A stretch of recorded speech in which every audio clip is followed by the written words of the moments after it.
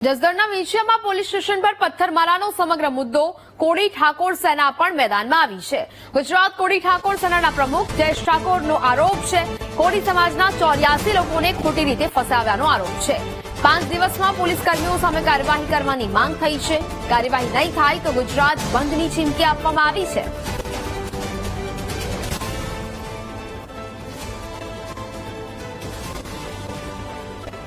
જસદણના વિંછિયામાં police station પર પથ્થરમારાનો આ સમગ્ર મુદ્દો સામે આવ્યો। કોળી સમાજના 84 લોકોને ખોટી રીતે ફસાવ્યાનો આરોપ લગાવાયો છે। ગુજરાત કોળી ઠાકોર સેનાના પ્રમુખે આક્ષેપ કર્યા છે।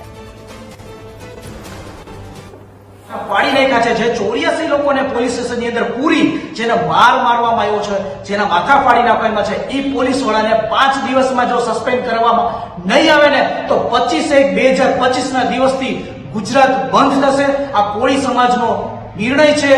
શાંતિપૂર્વક ગુજરાત બંધ કરવામાં આવશે અને 25/1 પછી કોળી સમાજ દ્વારા વિંછિયા મામલતદારે ધરણા કરવામાં આવે છે।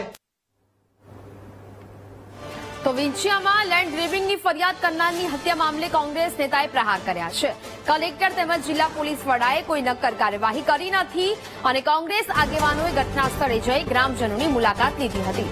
કાયદાકીય પ્રક્રિયા જોવા લોકોએ પોલીસ મથક ભેગા થયા અને પોલીસે લાઠીચાર્જ કર્યો। શું ન્યાયિક પ્રક્રિયા જોવાનો લોકોને અધિકાર નથી? ઘટનામાં નિર્દોષ લોકો વિરુદ્ધ પોલીસે ગુનો નોંધ્યો છે। જરૂર પડશે ત્યાં કોંગ્રેસ વતી અમે પરિવાર સાથે ઉભા રહીશું તેવું નિવેદન આપ્યું છે।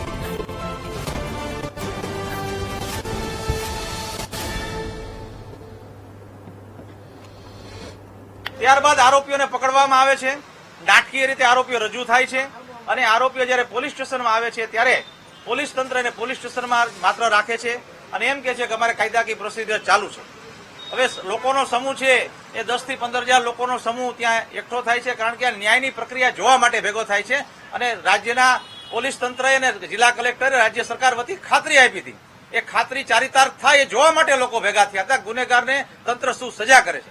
ત્યારે તંત્ર એને સજા નથી કરતું અને જે જોવા માટે જે લોકો આવ્યા છે, જે ન્યાયની પ્રક્રિયા જોવા માટે જે લોકો આવ્યા હતા એ લોકો ઉપર પોલીસ નિર્દોષ લોકો પર લાઠી વરસાવે છે, એમની ઉપર ગુનાઓ દાખલ કરે છે અને 80 થી 85 નિર્દોષ લોકોને આ જુદા જુદા ગુનાઓમાં એમની પર 307ની કલમ મુજબ પણ ગુનાઓ દાખલ કરવામાં આવે છે અને એમને ગુનાઓમાં ફિટ કરી દેવામાં આવે છે।